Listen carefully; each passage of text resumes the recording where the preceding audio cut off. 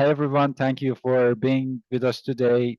I am Arash, the Director of Research at Rodale Institute. Rodale Institute is a non-profit research organization with a great mission of uh, generating information for producers, growers, specifically in the field of organic agriculture, through conducting comprehensive research program and also spreading the information between the community of growers, researchers, scientists, agricultural activists through conducting comprehensive education and extension activities.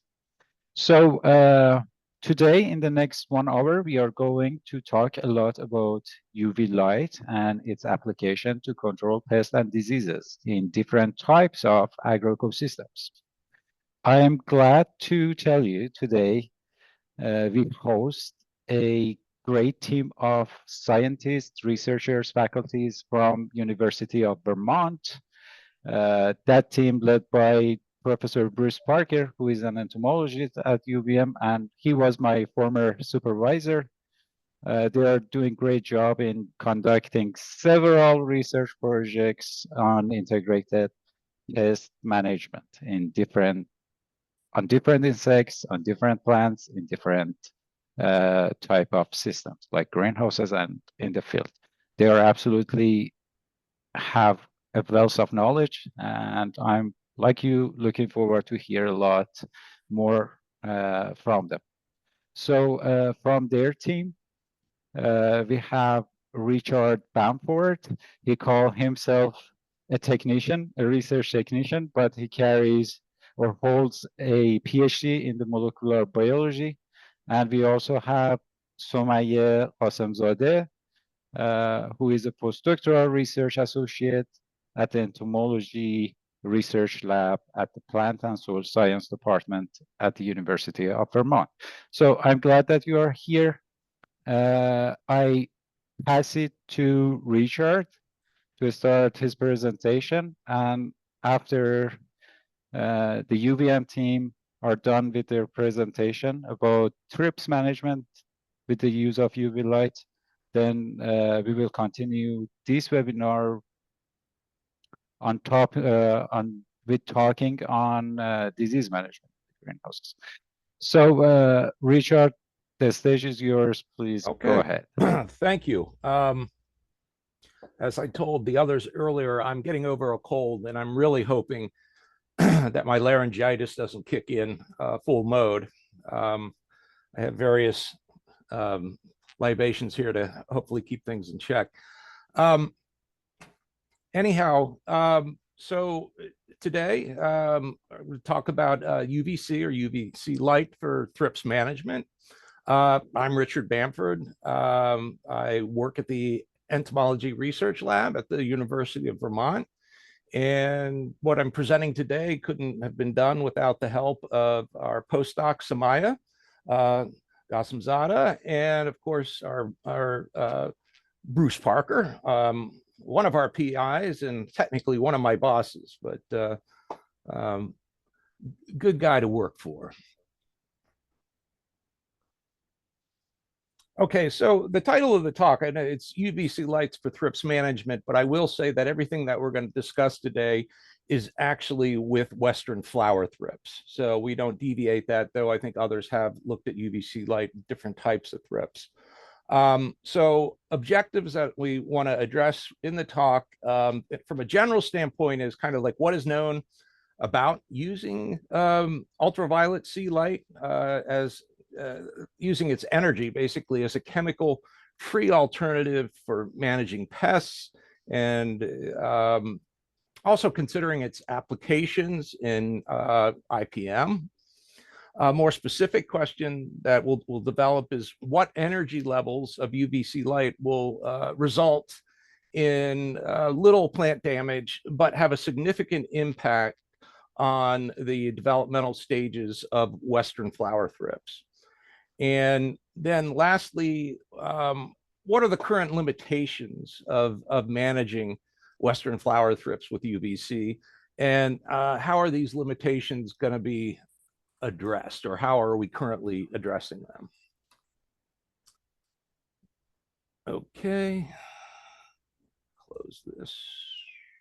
Oops, what happened? Can you still see my slides, or did they go away? Yes, we are seeing your slide. Okay, I'm not seeing it. This is the same thing that she was doing. Now let me just minimize you guys.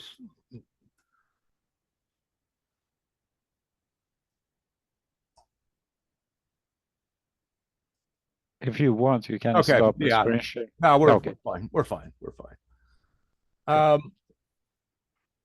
Okay, so what is ultraviolet light, UVC ultraviolet light? And it actually exists, UV light in general exists in 3 energy forms, or wavelengths. Those include UVA, UVB, and UVC. A and B are very important in their own right, and like UVC, have potential roles in pest management. Also, both depending on how you dosing using these types of UVA and UVB can be beneficial or quite detrimental to plants and animals. But I don't really have time to elaborate on that. We're going to move on to UVC. One note is that UVC is not within the visible spectrum for the 3 different types of ultraviolet light. UVC is by far the highest energy of the 3, with 100 to 280 nanometer wavelengths in that range. Importantly, UVC is completely absorbed by the Earth's atmosphere, specifically by the ozone in the Earth's atmosphere. And by default, then all sources that we have are artificially generated. I mean, I guess the one place where you might have some UVC is where there's been ozone depletion. Of things to note, larger or high doses will cause severe sunburn on plants and animals.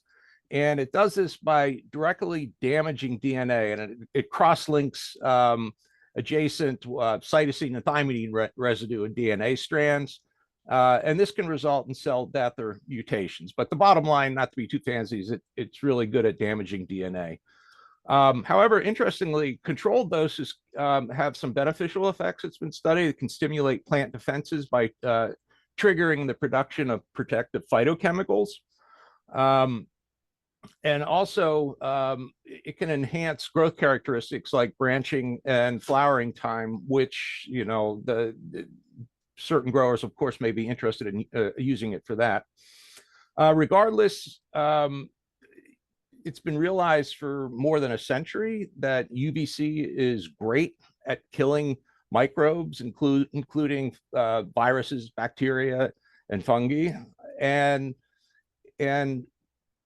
more recently, it's been demonstrated that it's pretty effective at controlling arthropod pests as well, including aphids, whiteflies, mites, and to a lesser degree, thrips, but we'll expand on that here. So can say then that UVC is already an alternative to chemical disinfectants and pesticides, and it's potentially a powerful tool to have in the IPM arsenal. Now, the one thing I want to emphasize now is that despite its high energy, and we're using mercury vapor lamps that give us a 254 nanometer wavelength, UV light is readily absorbed by many materials and surfaces, and this includes plant leaves. And when you consider plants, they are three-dimensional entities. Of course, it's depending on the size. Smaller plants have less of a canopy and have less volume. But if you're using a UV light that's shining directly down, that will not pass through the top of the canopy or the upper leaves to get down to the lower leaves. And that's a real problem when you consider that thrips reside primarily on the underside of leaves where they do their business, including feeding and laying eggs and growing up. All right, so not to get into the weeds too much, but I think you have to have a little bit of a background on the units to help understand what I'm going to show. So there's two units that you commonly see when using UV light, and more here specifically UVC light, and those are milliwatts per centimeter squared and millijoules per centimeter squared, also often seen as just joules per centimeter squared. And so milliwatts per centimeter squared, basically it equals the energy intensity received in 1 square centimeter for 1 second. Whereas millijoules per centimeter squared, that's the total amount of energy received in a square centimeter over time, also in seconds.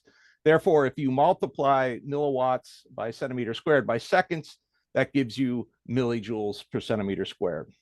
And just as an example, if a UV source has the intensity of 10 milliwatts per centimeter squared, let's say at a given distance to a plant, and that plant is exposed to the light for 100 seconds, the total UVC dose then equals that 10 milliwatts per centimeter squared times that 100 seconds.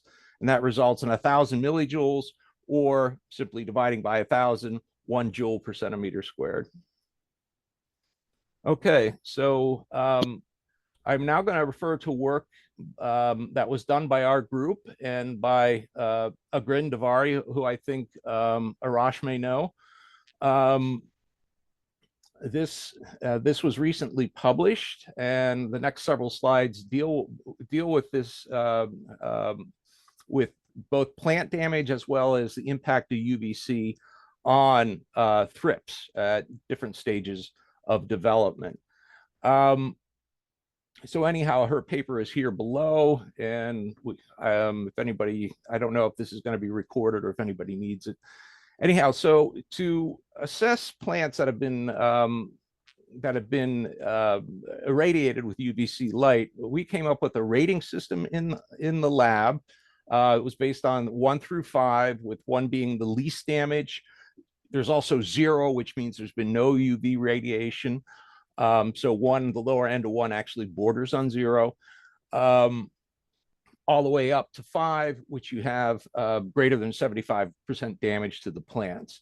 And just briefly, with less than 10% or in the 1 range, you really don't see anything damage or very significant, maybe some slight discoloration. You go up to 3, you begin to see some definitely discoloration, a little bit of leaf curling, and moderate dieback. Whereas you get up to 75% or 5, it's quite dramatic. And at these top levels, you'll also see stunted growth in the plants when you get this much damage. Even after they recover, they're slower to grow. Okay, so with that, Agrin and others in the lab looked at the effects of UVC light on different plants. I'm focusing on 2 African marigolds and Calibrachoa. In both cases, they're in the non-flowering stage of the plant, which is, in our hands, has proven to be more sensitive to UV light. Anyhow, starting with the African marigolds, there were several different sets of plants, controls receiving no UVC, all the way up to those receiving 3.5 joules per centimeter squared, which is a pretty big dose. However, you see in the red rectangle here that the control, of course, again, using the 1 to 5 or 0 to 5 rating system, the control, there was no damage. At 0.5, also no damage. And at 1.5, minimal damage at what we say is 0.6 between 1 and 2. And with time, as you get out to 10 days, the damage is going away. Okay, the other plant that was assessed was Calibrachoa. Here too, again, nothing with the control, but at 0.5 joules per centimeter squared, really nothing either. There was 1, maybe at 3 days, some minor damage that was seen that went away. With the 1.5, you do in fact see some damage. It's in the 1 to 2 range, but after 10 days, beyond this point, it basically cleared up. What's important, the reason I'm focusing on this range is this 0 to 1.5, because this is the range that several studies have proven that you can effectively suppress wild type or Western flower thrips at different stages of development. And let's proceed to that. Okay, again, sticking with the same study by Grin. She took second instar thrips larvae and put 10 of them in dishes, and then exposed them to different UVC doses. And as you can see, quite low, 0.08, with the highest being 0.98, which is well below the 1.5 and well within the what would be considered minimal or no damage to the plants. However, at 5 days, both the 0.68 and 0.98, we were seeing almost 100% mortality in these larvae. Okay.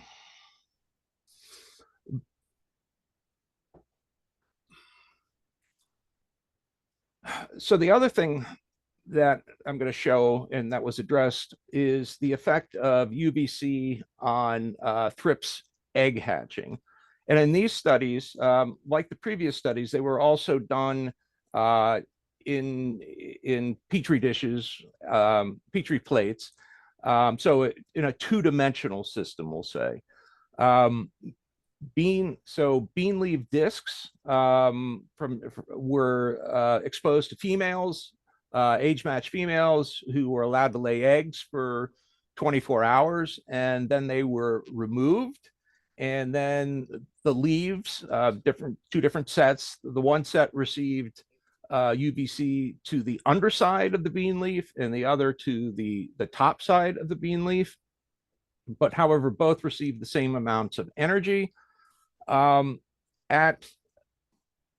Interestingly, when you irradiated the bottom of the leaf at 0.5, again, a very low level of energy, you're seeing dramatic inhibition of hatching.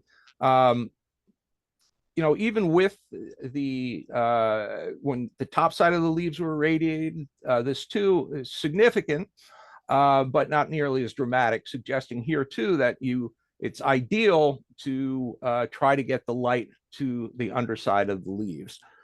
So back to what we had said before, is that to manage thrips, it is going to be essential to get light to the underside of the plants. And we have come up with several different designs to do this. And Samaya will give you the results on those data after I'm done here. So what we refer to here as System 1 was the first UVGA or ultraviolet greenhouse applicator that we built so that the light was coming in from the sides at lower angles. It was actually shining light to the underside of the plants. Of note, the energy here is about 10 milliwatts per centimeter squared. So that means if you expose this plant for 2 minutes, you're going to get about 1.2 joules per centimeter squared, which again is a high dose. Then we moved on to what we called the modified UVGA chamber, or System 2. And this was built with much larger lights. They're 57-inch lights. And additionally, the whole system was coated with reflective materials, including aluminum foil and reflective plastics. And here, the energy at the center of the chamber is about 27 milliwatts per centimeter squared. So that means that at 30 seconds, you're getting a dose around 1 joule per centimeter squared. So that's quite impressive.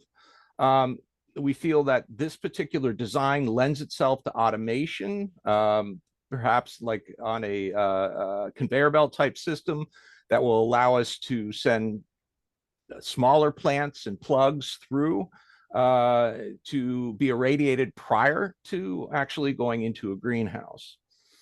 And then the last system that we worked on, again, referring to system 3, is a little different. This we refer to as the comb. Actually, we refer to this as the dome, and this is the comb. And the comb, would just be a single panel of the comb, but it's intended to irradiate plants that are already in a greenhouse and already growing.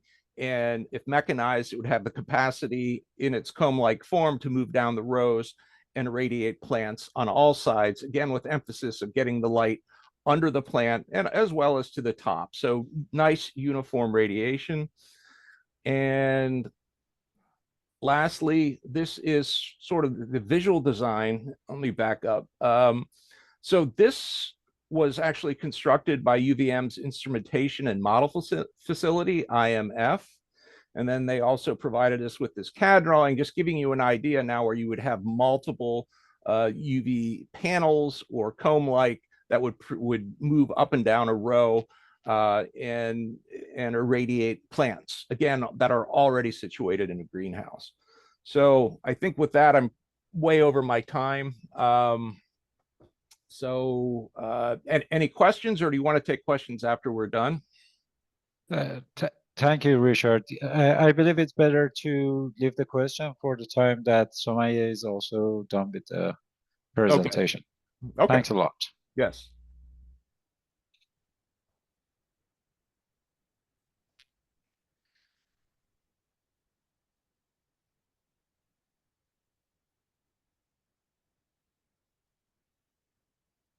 Okay, Somaya, we are seeing your screen, but you are mute.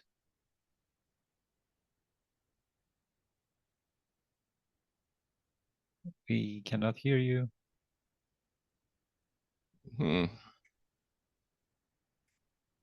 So no, we cannot, Somaya, hear you. Am I still on mute? Because No, you are good. You are good now. Okay. I'm not, I think now. Okay. All right. But We are seeing your second actually slide. oh yeah. Okay. There you go. Is it on full screen? Or? Yes, it is. Okay. It's great. Okay. Good. Good afternoon, everyone. Western flower thrips has become the most prevalent species attacking greenhouse crops across the United States, Canada, many countries in Europe and Asia. Their ability to reproduce rapidly and transmit the diseases to plants makes them a serious pest to agricultural crops and ornamental plants.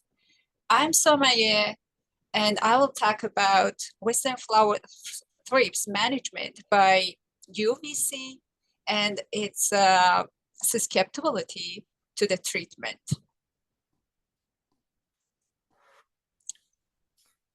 Western flower thrips go through multiple developmental stages, including adult, egg, larva, and pupa. Depends on temperature and environmental conditions. Their life cycle takes about 2 to 3 weeks. Adult is about 1 millimeter long. The females are larger than male, with more rounded abdomen. They are highly active and mobile. They hide on the underside of the leaves where they can hide and protect themselves from UVC lights and even the pesticides, make them difficult to control. So the adults are less susceptible to UVC exposure due to their high mobility and ability to escape UVC exposure. Eggs are inserted into plant tissues. The majority are on the underside of the leaves. Based on our laboratory experiments that Rich, my colleague, explained, if we can illuminate the underside of the leaves, we can kill 90% of the eggs. After hatching, larvae, thrips go through two different larval stages or instars. They are soft-bodied and less mobile, so more vulnerable to UVC light. The majority, again, are active on the underside of the leaves. During their pupal, pre-pupal and pupal stages, they stop feeding and drop to the soil or plant debris. Currently, we don't have any data on their susceptibility to UVC light. So in summary, we have a mixed population of thrips at different developmental stages underside of the leaves, on the underside of the leaves.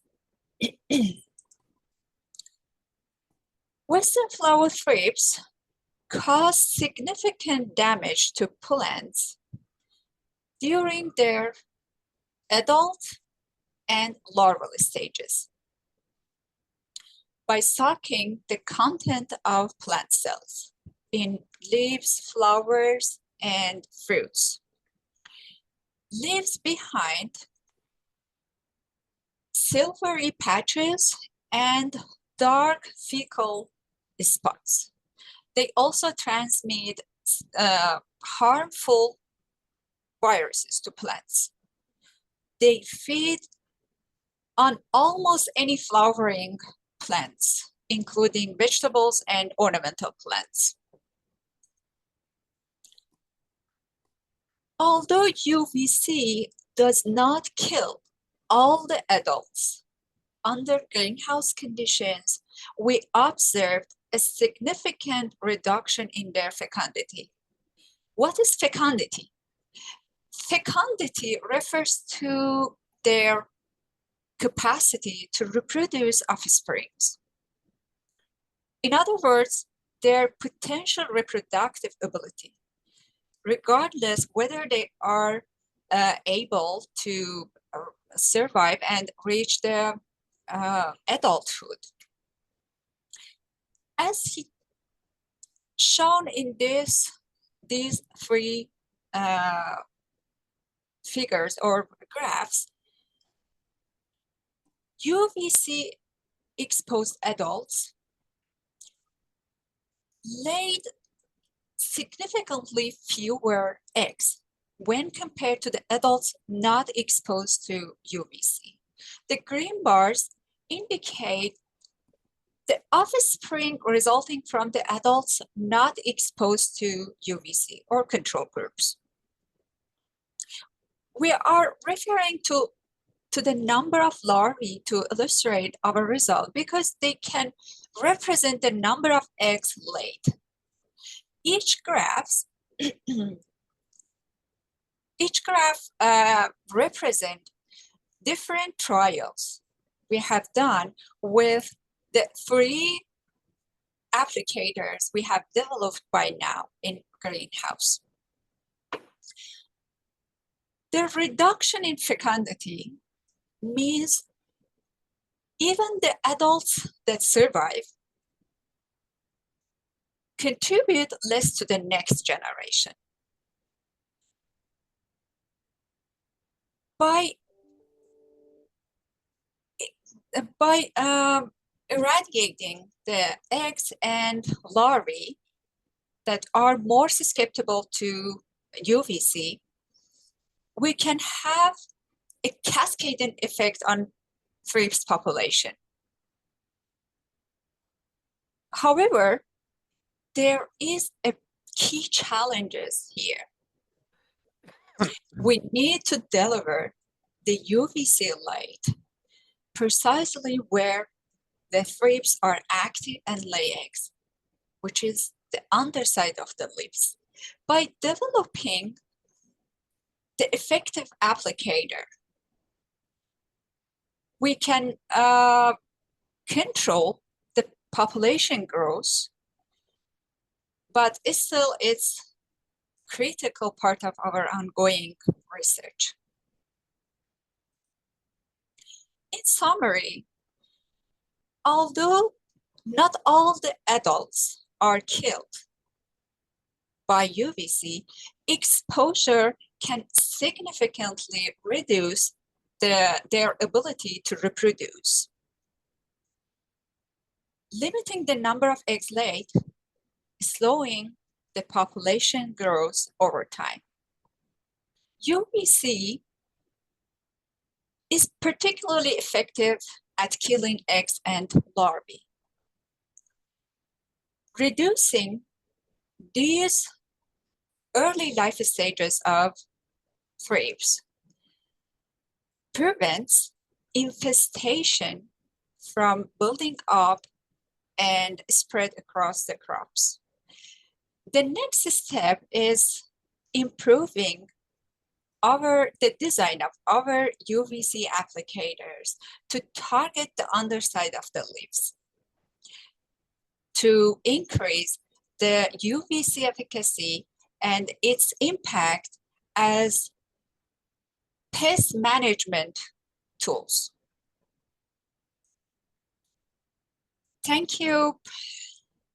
And if you have any questions, we welcome. We welcome. Thank you so much. It was like that was great. I always get fascinated by the research project that you're doing on thrips. I know we are doing or using UV light to control fungal diseases, microbial diseases. They don't move that fast like thrips, so I believe it's much easier to control them and track them. But it's great that you did a good job. Actually, one of the questions that I had for Richard was like about the life cycle of thrips, but you clearly described the life cycle. So one of the attendees asked that, I forgot, if I use vegetable oils such as cinnamon, cloves, or garlic, can they eliminate or combat harmful insects? I know it's a bit irrelevant to the topic, but I believe so. I'm not an entomologist, but I'm pretty sure that there are some products available in the market, oils that growers can use them to control pests and diseases.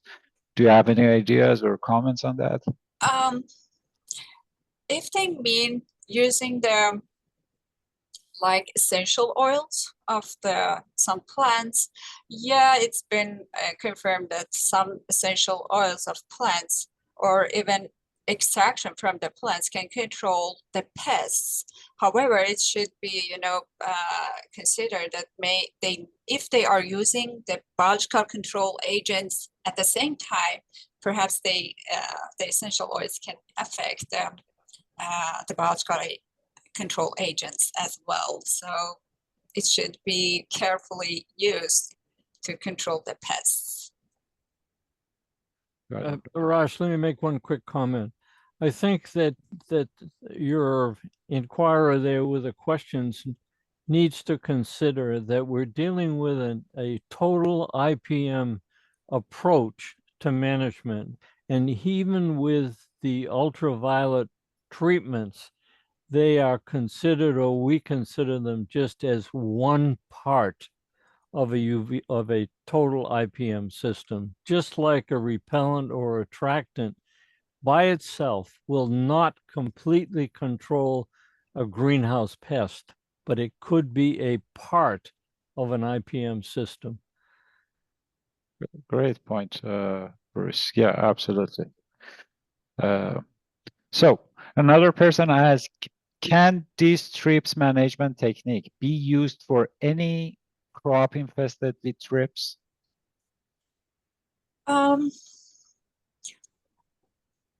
We are investigating on ornamental plants now, on marigolds and some other ornamental plants.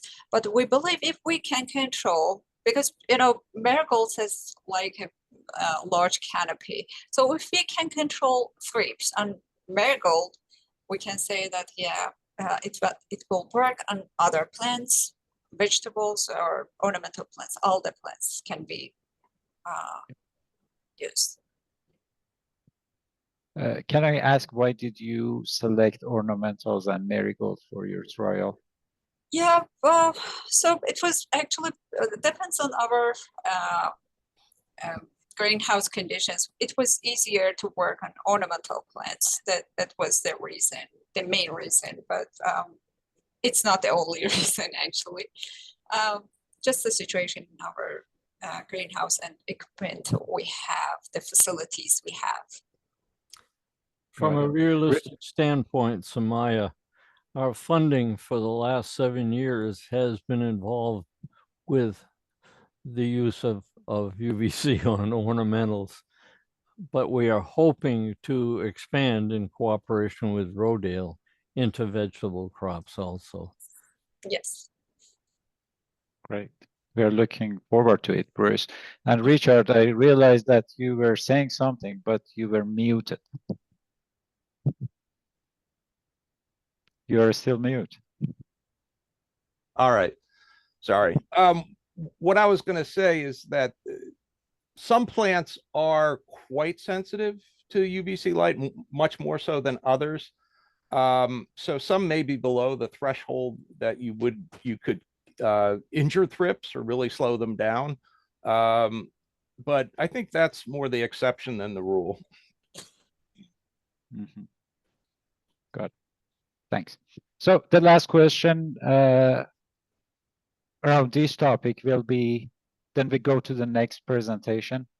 So we will have time after the next presentation to answer more questions if there is any. So would any other crops need a different applicator to deliver the UVC, or is the process the same? Bruce, do you want to tackle that one, or? Sure. At the present time, you know this, Arash, there is a robotic system for treating disease on strawberries actually in the field.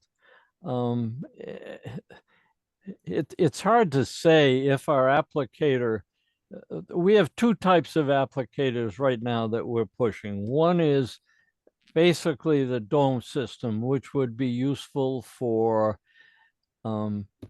plugs and small transplants. The second one is for use in plants that are actually growing in a greenhouse situation on a bench. Fair enough. Those two applicators will not be for general use on whatever crop you might think about.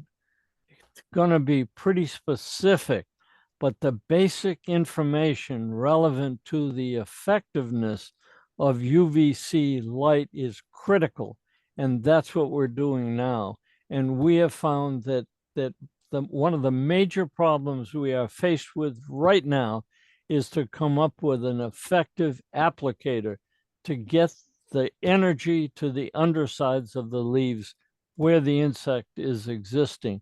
But if you compare the habits of thrips, for example, with whiteflies, it would be so much easier for us to kill whiteflies than the secretive habits of thrips. Good point. Great. Thank you. Thank you, Bruce. Okay, there are more comments and questions, but let's keep them for later. We are going in the next maybe 20 minutes, we are going to talk about a research project that we have done at Rodale Institute. That was about using UV light to control powdery mildew. We are going to talk about that, but before I share my screen and start my presentation, I want to introduce and also say thank you to Dr. Gladys Zinati, our Director of Vegetable System Trial, who from the first date of this research project helped me to actually coming with the idea, and we developed the idea and helping to do the research, and without her I couldn't do whatever we have done. So Gladys and we are going to present in the next 20 minutes. I should say that I promised to Gladys Zinati yesterday that I will share some slides with you, but I forgot that. But I'm pretty sure even without seeing the slides, she can handle a good presentation for us. So thank you, Gladys. Yeah. So let me do the most difficult part of the job, which is sharing the screen. Always.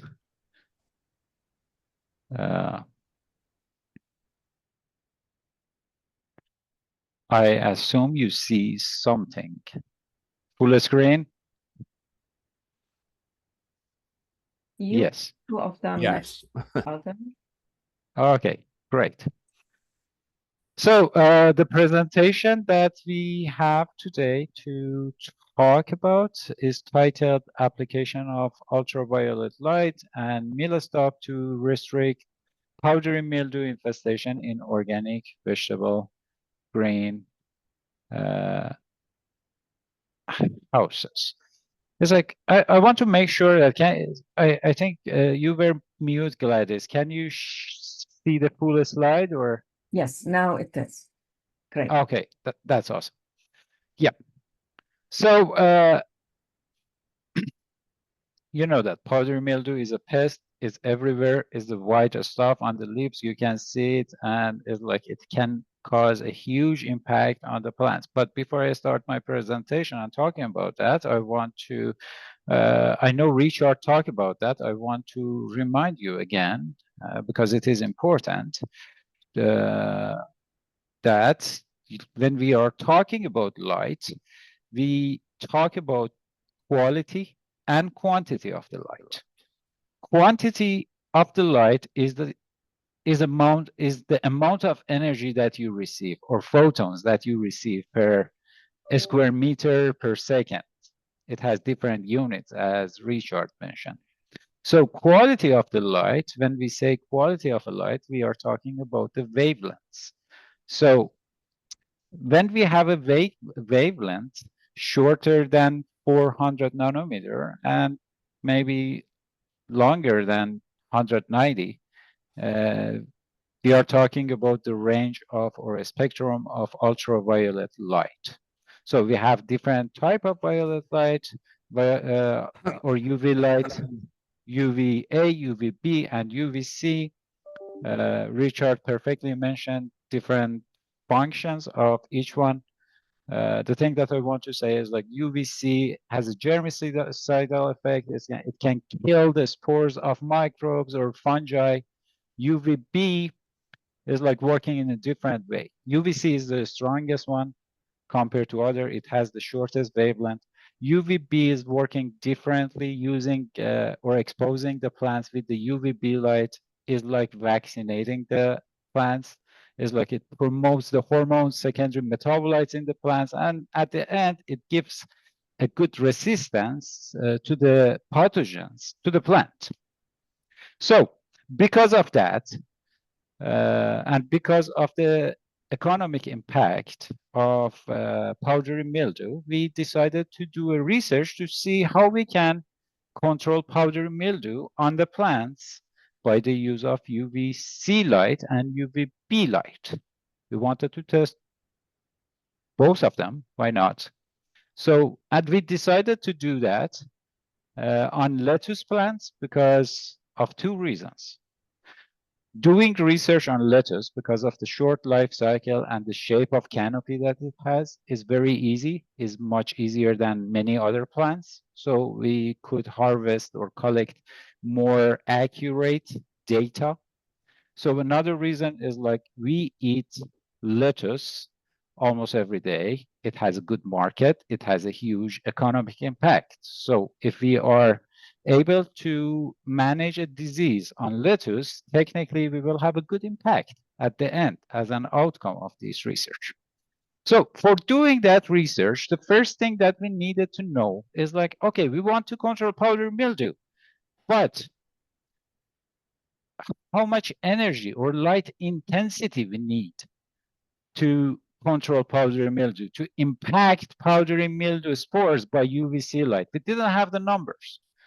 So we started to do a literature review, and we found some papers and articles carried out or published by other scientists. One of the number was like, okay, if you use 150 joule per meter square, the unit, Richard, is a bit different. I don't want to open the chapter of physics here. I leave it for you later.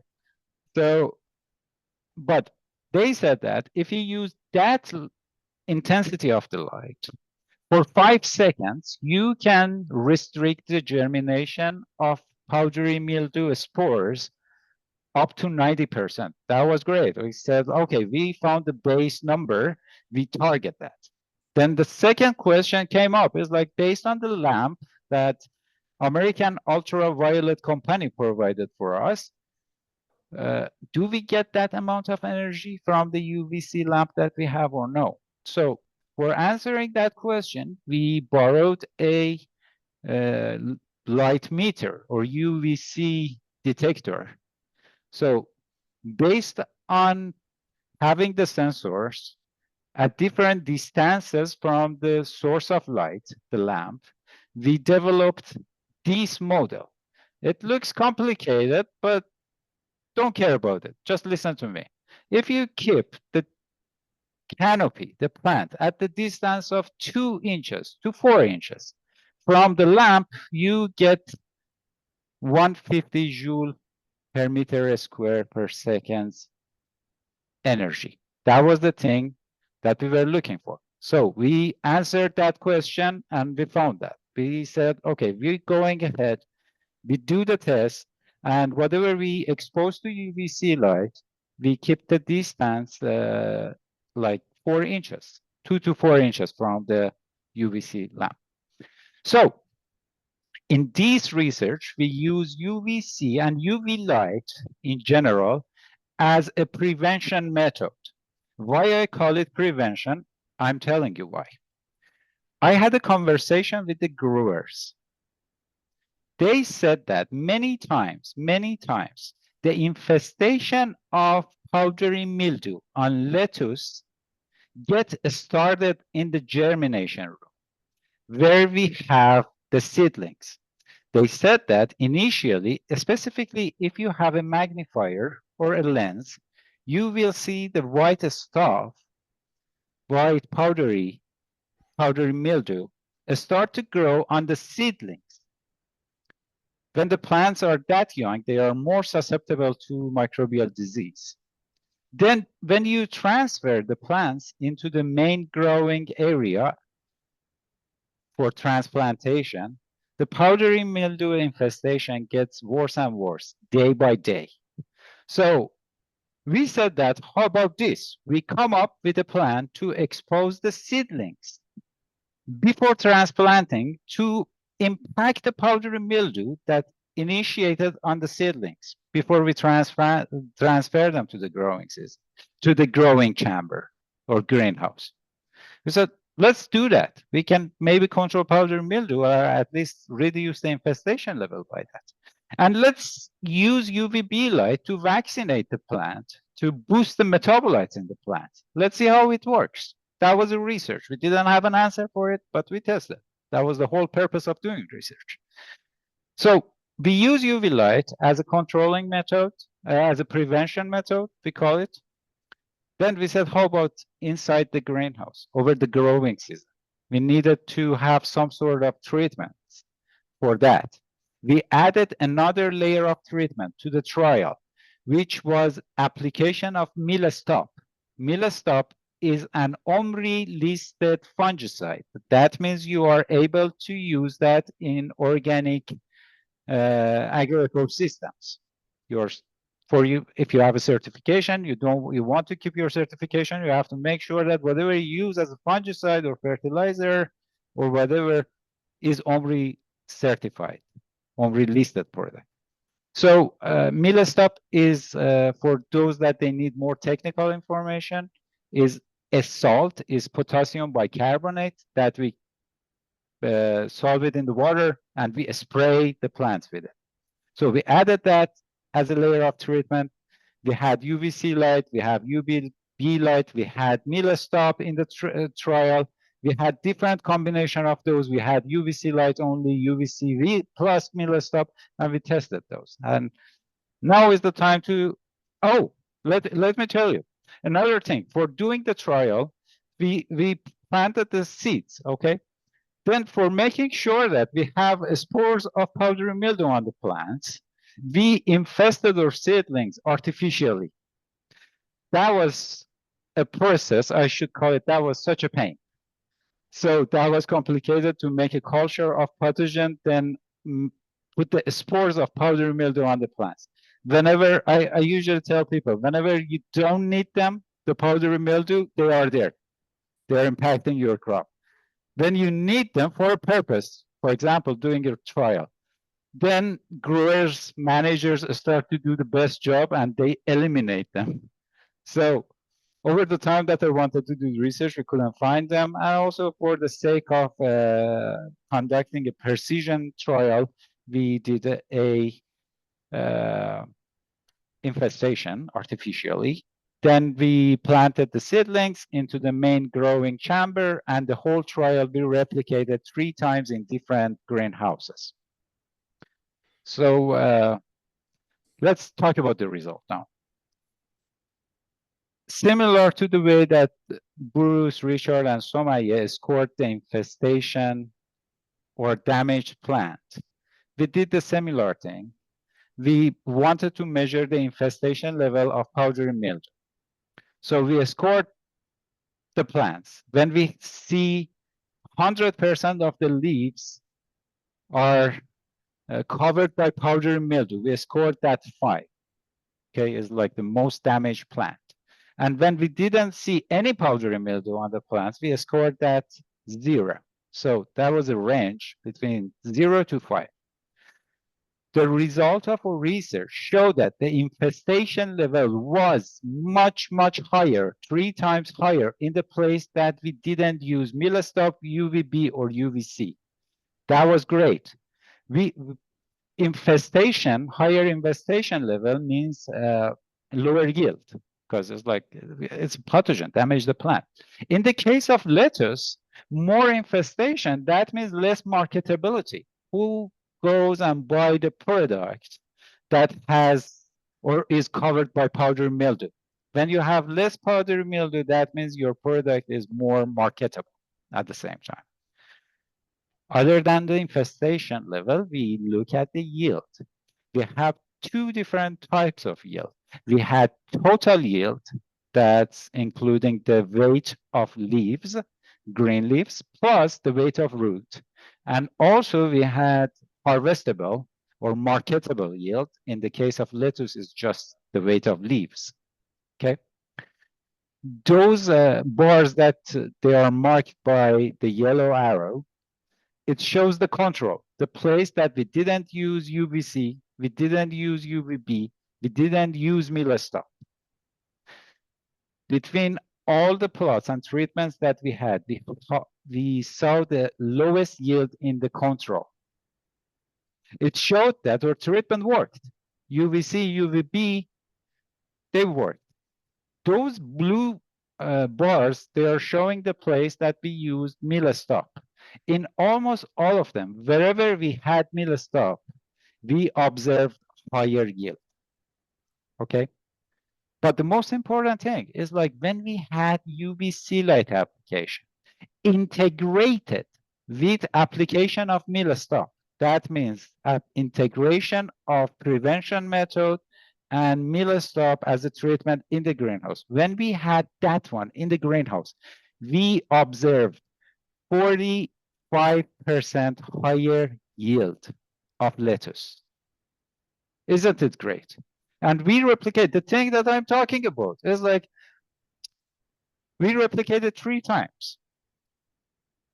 So we are confident about the result that we observe, but definitely more replication, more trial, more aspect of this research should be seen for having a better vision in the future to apply that.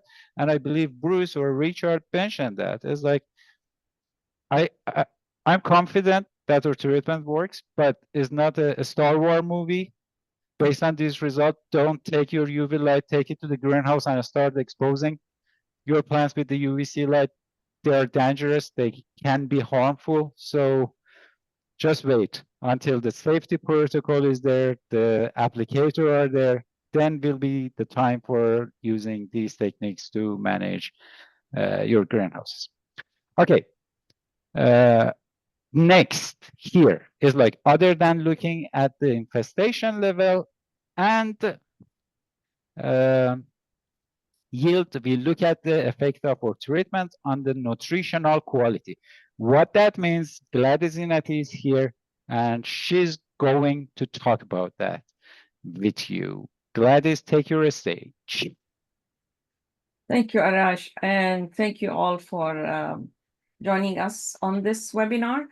So many people, if it is a plant that it is not consumable by people, such as ornamentals, or it will not be assessed probably for certain nutrients. However, we thought that there would be some effects seen potentially on the leaves, especially when the leaves are the edible parts of the lettuce. And we looked at different components of the nutrients. In this case, we looked at the minerals, the macro and the micronutrients, the minerals. And with all these treatments that we tested, we found there were no differences, no significant differences between the minerals. So if it is control or it is milstop or UVB alone or UVC alone or multiple of those, they were all having similar nutrients, which is good news for us that any of those treatments we used were similar to the control, as if a plant was not sprayed with any chemicals or UV light. Next, please. The other component of the nutrient quality that we assessed include the primary, secondary metabolites. And in this case, in this graph, you will see on the x-axis, you will see that we looked at the sugar level, including glucose and fructose, as well amino acids and vitamin C. And lettuce is known for a good source of vitamin C. So if we look at the, let's say the UVB in this case, if I look at UVB, if you can point with your cursor, Arash, on UVB for glucose, can you do that? Just laser point. Can Yes. you see that? Yes, yes. So if we are looking at the first bar, which is the glucose, we can see that if we apply UVB, we reduce the sugar level of glucose in it compared to milstop or control. And similarly, if I look at UVC alone, which is that one, yeah, we did not make any difference in the glucose, which is good news for UVC in that case. Now, if we are looking at the fructose in that case, which is the second bar, we have seen no significant difference across all the treatments in fructose. So now we have a good news that fructose is still the same. Now, glucose, it's a soluble sugar that goes directly to the bloodstream, but fructose, it takes time because it has to go through the liver, and that takes time to change to glucose. So meaning that we are still stable with the fructose level. Now, if we go to the third bar, which is the amino acids in this case, immediately, if we look at the chemical graph, milistop, yes, we see that it has very low amino acids when we apply the milistop there. And similarly, if we apply UVC alone on that one, so it is pretty low. When we compare those to the control, or we compare that to the combination of UVBC and milistop. So here we can see that the UVC may have some impact a little bit on the amino acids, but it was not as major compared if you look at the numbers themselves. And when we looked at vitamin C, which is the fourth bar in each of those graphs, there was no significant difference between them. That means vitamin C was not affected by any of the UVC or the milistop or UVB or their combinations, which is also good news. So the bottom line here, it can tell us that if we look at the UVB, C, and milistop, this will really increase our sugar level of the glucose, and meaning you will feel, if you taste that lettuce, it would be tastier, more sugary. And at the same time, we are not losing the vitamin C in it or the fructose. But what it showed with Arash, the previous slides, that we are able to control even the powdery mildew. So looking at the combination of prevention and also applying milistop with UVB and UVC, it can give us a good production of lettuce with good quality, as well as harvestable lettuce. And that could be a helpful procedure for growers and greenhouse growers who are really having a tough time to keep their seedlings, because it is a short season. It is like 30 days in the greenhouse. So this will help them to start prevention from the seedling preparation, and they can go forward when they do the greenhouse, that they can put these layers of protection and get a good quality of nutrients, as well good harvest. Next, please.